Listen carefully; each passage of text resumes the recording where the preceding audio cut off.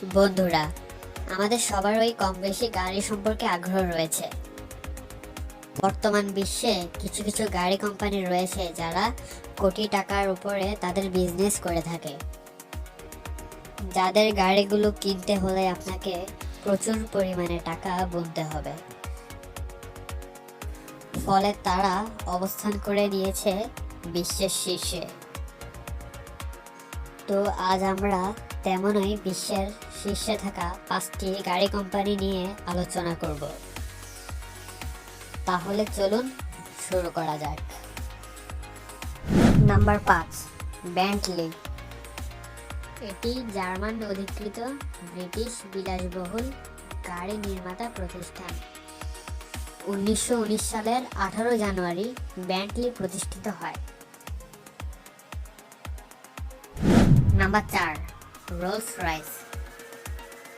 Rolls Royce limited একটি British গাড়ি নির্মাতা প্রতিষ্ঠান। 1914 সালে প্রতিষ্ঠিত এই কোম্পানি 1904 সালে তাদের কার্যক্রম শুরু করে। Number 3, BMW.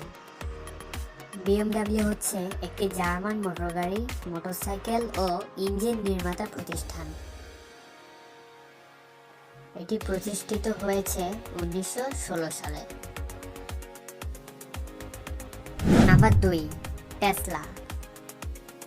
টেসলা মোটরস হচ্ছে একটি আমেরিকান বৈদ্যুতিক যান এবং ক্লিন এনার্জি ভিত্তিক পণ্য নির্মাতা সংস্থা, যেটি প্রতিষ্ঠিত হয় 2003 সালে। Number 1, Mercedes.